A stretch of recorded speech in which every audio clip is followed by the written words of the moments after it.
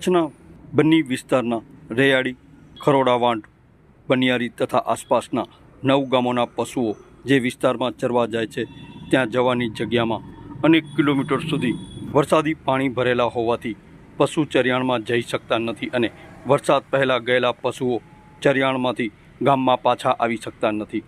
સાથે સાથે તે ચરિયાણ સ્થળ આજુબાજુ ગેરકાયદેસર મીઠું પકવીને વરસાદી પાણીનો નિકાસ બંધ કરતા ગ્રામજનો અને પશુધનને મુશ્કેલીઓમાં મૂકનાર આ સફેદ નમકનો કાળો કારોબાર કરતા નમક માફિયાઓએ મીઠું પકવવા માટે જે પાળાઓ બાંધ્યા છે તે પાળાઓના કારણે વરસાદી પાણીનું નિકાલ થતું નથી અને તે વિસ્તારમાં અનેક કિલોમીટર સુધી 3 થી 15 ફૂટ પાણી ભરેલા છે, જેથી મોટી સંખ્યામાં પશુઓ ચરિયાણ કરવા ગયેલા વિસ્તારમાં ફસાયા છે। પશુઓને સાથે સાથે માલધારીઓ પણ મોટી સંખ્યામાં ફસાયા છે।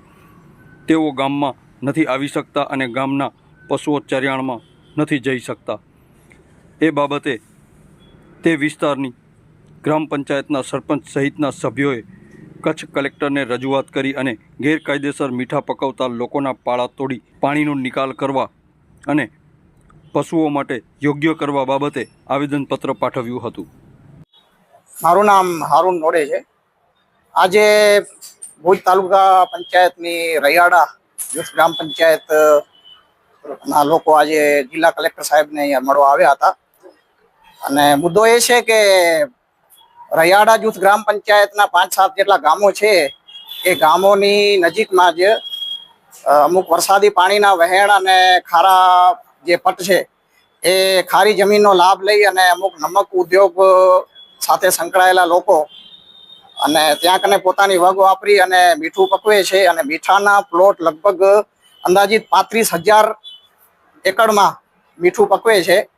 હવે આ કાયદાકીય જોગવાઈ કેટલી છે, એમાં નમક પકવવા માટે પરમિશન છે કે નહીં એ બીજો પ્રશ્ન છે, પણ આ પ્રવૃત્તિના કારણે જે બન્નીનો શ્રેષ્ઠ ઘાસિયા મેદાન કહેવાય છે, જે આજુબાજુની 5-7 જેટલી વાંડો છે એ વાંડોના માલધારીઓનું જીવન બહુ મુશ્કેલ બની ગયું છે, બલકે હવે જીવન જીવવું પણ ત્યાં કને અશક્ય જેવું થઈ ગયું છે। કારણ કે ત્યાં કને જે પાળા બનાવવામાં આવે છે મોટા માથાઓ દ્વારા, એ પાળાઓના કારણે પાણીના જે વહેણ છે એ રોકાઈ ગયા છે અને પાણી જે છે એ 2 થી 3 મહિના સુધી 3-3 ફૂટ સુધી પાણી ભરાયેલા રહે છે અને ગામના લોકોને 1 થી 1.5 કિલોમીટર 3 ફૂટ પાણીમાંથી પસાર થવું પડે છે પોતાના દૂધ પહોંચાડવા માટે, માલ સામાન પહોંચાડવા માટે।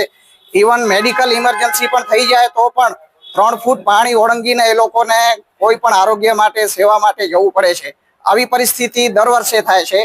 તો આ વર્ષે અમે જિલ્લા કલેક્ટર સાહેબને રજૂઆત કરી છે અને જે પરિસ્થિતિ છે એકદમ દયજનક પરિસ્થિતિ છે। લગભગ આ પાણી ભરાવાના કારણે 200 જેટલા ઢોરના મોત પણ થયા છે। જિલ્લા પંચાયતમાંથી એનો સર્વે પણ કરવામાં આવ્યો છે।